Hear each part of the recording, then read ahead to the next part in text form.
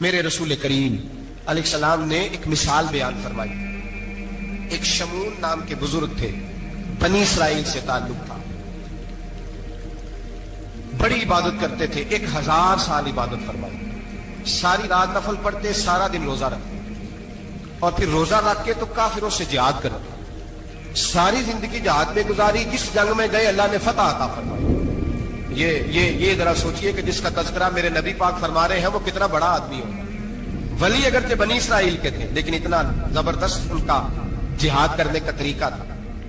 بڑا جہاد کیا، بڑی انہوں نے، کافر بڑے پریشان تھے کہ بندہ قابو نہیں آتا، بڑی دور تک بات گئی، بڑی جدوجہد کی، لیکن حضرت شمون علیہ رحمہ بنی اسرائیل کے ولی تھے، قابو نہ آئے. آخر ان کی بیوی کو خریدا. اور یہ ایک دو مثالیں بیویوں کی آ گئی ہیں، خامد بھی بکتے ہیں، یاد رکھنا، بھائی بھی بکتے ہیں. اللہ ماشاءاللہ جب کوئی بکنے پہ آتا ہے تو پھر وہ اپنے معیار کو قائم نہیں رکھتا، پھر لوگ گر جاتے ہیں معیار سے. بیوی کو خریدا، کہنے لگے تو نے اس کے ساتھ رہ کے کیا وقت گزارا ہے؟ کہنے لگی کوئی سکھ نہیں پایا، ایک وقت روٹی ایک وقت کی بھوک، درویشی کا درس دیتا ہے، کچھ بھی نہیں ملا. حضرت شمون علیہ رحمہ کی بیوی جب خریدی گئی، کہنے لگے جب یہ، چونکہ یہ کم سوتے ہیں اور جتنی دیر سوتے ہیں گہری نیند سوتے ہیں، جب گہری نیند سو جائے تو رسیوں کے ساتھ جکڑ دینا. امام غزالی علیہ رحمہ نے اس کو لکھا ہے، رسیوں کے ساتھ جکڑ دیا بیوی نے. حضرت شمون اٹھے نہ تو اپنے آپ کو رسیوں سے بندھا ہوا دیکھا، اللہ اکبر کہا، جب اللہ اکبر کہا تو ساری رسیاں ٹوٹ گئی. بیوی سے کہنے لگے تو نے کیوں باندھا؟ اس نے پھر دھوکہ دیا.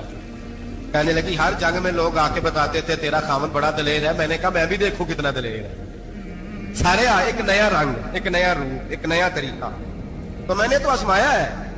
اور یہ تو چھوٹی چھوٹی رسیاں تھی. آپ فرمانے لگے چلو ٹھیک ہے، اگر تو نے آزمایا تو پھر دیکھ بھی لیا. کچھ دنوں کے بعد اس نے زنجیروں سے باندھ دیا، لوہے کی زنجیروں سے. اٹھے تو بندھا ہوا پایا، اللہ اکبر کا تو زنجیریں بھی ٹوٹ گئیں. فرمانے لگے یہ تو نے کیا کیا؟ کہنے لگی دیکھنا چاہتی تھی، کچی رسیاں تو توڑ لیتے ہو، زنجیریں بھی ٹوٹتی ہیں کہ نہیں؟ ہاں بھائی ٹھیک ہے، لوگ بتاتے ہیں تو واقعی دلیر ہے، ہر جنگ میں کامیاب ہوتا ہے. اب قریب بیٹھنے لگی، کھانا اپنے ہاتھوں سے کھلانے لگی، فریب کرنے لگی، دھوکہ دینے لگی. کہنے لگی بتاؤ تو صحیح طاقت کا راز کیا ہے؟ مومن نرم دل ہوتا ہے. ایک دفعہ کوئی مسکرا کے پاس آتا ہے تو سمجھتا ہے کہ شاید یہ میرا خیر خواہ ہے، اس لیے مومن دھوکے کھاتے ہیں، دھوکے دیتے نہیں. جب اس نے محبت کے لب و لہجے میں بات کی تو جناب شمون کہنے لگے اور تو میں کسی چیز سے قابو نہیں آ سکتا. بال ان کے لمبے لمبے تھے، بیٹھتے تھے تو نیچے بال آتے تھے، ہماری شریعت میں جائز نہیں. نبی پاک صلی اللہ علیہ وسلم نے زلفے کانوں تک کی اجازت دی ہے، کندھوں تک کی اجازت ہے. کندھوں سے نیچے بال آئے تو حرام لکھا ہے اعلیٰ حضرت، کندھوں سے نیچے جائز نہیں. ان کے بال بڑے لمبے تھے، بیٹھتے تھے تو نیچے دب جاتے تھے. حضرت شمون کہنے لگے مجھے دنیا کی تو کوئی طاقت نہیں باندھ سکتی، ہاں میرے بالوں سے مجھے باندھ دیا جائے تو پھر نہیں میں اٹھ سکتا. بس اس کے ہاتھ بات آ گئی، اس نے کھانا بھی کھلایا، اس نے بستر بھی بچھا کے دیا، پیر بھی دبایا. جب سو گئے تو اس نے ان کے بالوں سے انہیں باندھ دیا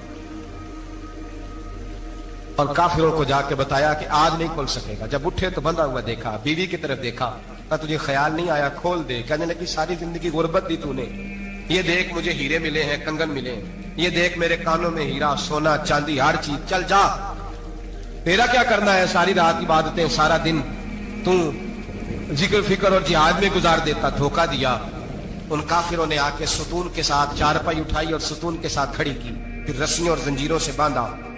اللہ کے ولی کا سب سے پہلے ناک کاٹا، پھر تلوار کے ساتھ کان کاٹے، پھر آنکھیں نکالی.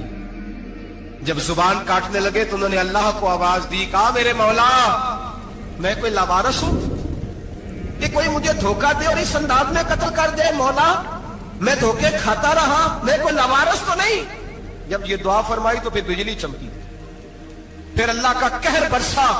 امام غزالی فرماتے ہیں وہ کافر جو آئے تھے وہ جلے، اس طرح جلے کہ ان کی ہوا بھی اڑ گئی. اب وہ بی بی دوڑی آئی اور پیروں میں بیٹھی، کہنے لگی بخش دو. آپ فرمانے لگے ساری زندگی میں تیرے دھوکے کھاتا رہا، اب اللہ کی لاٹھی چلنے لگی ہے، اس کی آواز نہیں ہوتی، اب تو خدا کے حوالے ہے. پیروں سے آگ چلی. کہنے لگے وہ دیکھنا سونے سے کہہ تجھے بچائے، وہ جو تیرے ہاتھوں میں ہیرے کے کنگن ہیں انہیں کہہ تیری حفاظت کرے، اب وہ جو تیرے کانوں کے اندر سونے چاندی کی بالیاں اور کانٹے ہیں اور جھومر ہیں اس کو کہہ تیری تجھے نجات دلائے. جلتی رہی، تڑپتی رہی، چیختی چلاتی رہی، اور اس طرح چیخی کہ وہ خاک بنی. ہوا میں اڑی، اللہ نے اپنے ولی کی آنکھیں بھی دوبارہ عطا فرما دی، کان بھی دوبارہ عطا فرما دی۔